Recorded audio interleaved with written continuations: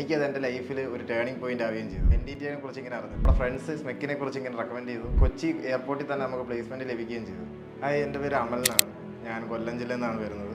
ഞാൻ AME ആണ് പഠിച്ചത് ബാംഗ്ലൂരിൽ നിന്ന്. കുറേ നാളായി ഞാൻ ഇൻ്റർവ്യൂവിന് അപ്ലൈ ചെയ്ത് കുറേ നാൾക്ക് ശേഷവും ഒരു കമ്പനികളും സെലക്ട് ചെയ്യാത്തതുകൊണ്ടും എൻ്റെ ക്വാളിഫിക്കേഷൻ ഒന്ന് അപ്ഗ്രേഡ് ചെയ്യണം എന്ന് തോന്നിയപ്പോഴാണ് ഞാനിങ്ങനെ എൻ്റെ ഫ്രണ്ട്സ് മുഖേന ഞാൻ അറിഞ്ഞത് ഇങ്ങനെ സ്മെക്കിൽ ഇങ്ങനെ NDT ചെയ്യുന്നുണ്ടെന്നും. ഞാനപ്പോൾ എൻക്വയറി ചെയ്തപ്പോഴത്തേക്ക് എനിക്കൊരു ഐഡിയ ഇല്ലായിരുന്നു ഇൻസ്റ്റിറ്റ്യൂഷൻ എങ്ങനെ ആയിരിക്കും. ഇൻസ്റ്റിറ്റ്യൂഷൻ ഞാൻ ഒരു എക്സ്പെക്റ്റേഷനും ഇല്ലായിരുന്നു. ഞാൻ ഇവിടെ ലാബിന് വന്നപ്പോഴാണ് എൻ്റെ എക്സ്പെക്റ്റേഷൻ മാറ്റി കുറച്ചത്. കാരണം ഇവിടുത്തെ ഫാക്കൽറ്റീസ് എല്ലാവരും ഫ്രണ്ട്ലി ആയിരുന്നു. നമുക്ക് ഇവിടുത്തെ ഫെസിലിറ്റീസും അത്ര നല്ലതായിരുന്നു.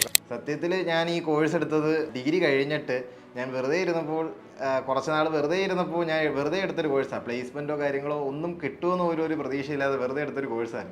പക്ഷേ എടുത്തു കഴിഞ്ഞ് ഇതിനെക്കുറിച്ചൊരു ബേസിക് ഐഡിയയും കിട്ടിയപ്പോൾ ഇപ്പം കറൻ്റ്ലി ഞാൻ പ്ലേസ്ഡ് ആണ്. കൊച്ചിൻ എയർപോർട്ടിൽ പ്ലേസ്ഡ് ആണ്. ഞാൻ കറൻ്റ്ലി എയർക്രാഫ്റ്റ് മെയിൻ്റനൻസ് ടെക്നീഷ്യനാണ്. എൻ്റെ ലൈഫിൽ സ്മെക്ക് ഒരു ടേണിംഗ് പോയിൻ്റ് ആയിരുന്നു. ഞാൻ പോലും പ്രതീക്ഷിക്കാത്ത രീതിയിലൊരു ടേണിംഗ് പോയിൻ്റായി. ഡിഗ്രി കഴിഞ്ഞ് ഒരു ഐഡിയയും ഇല്ലാതെ നിൽക്കുന്നവർക്ക് സ്മെക്ക് എപ്പോഴും നല്ലൊരു ഓപ്ഷനായിരിക്കും.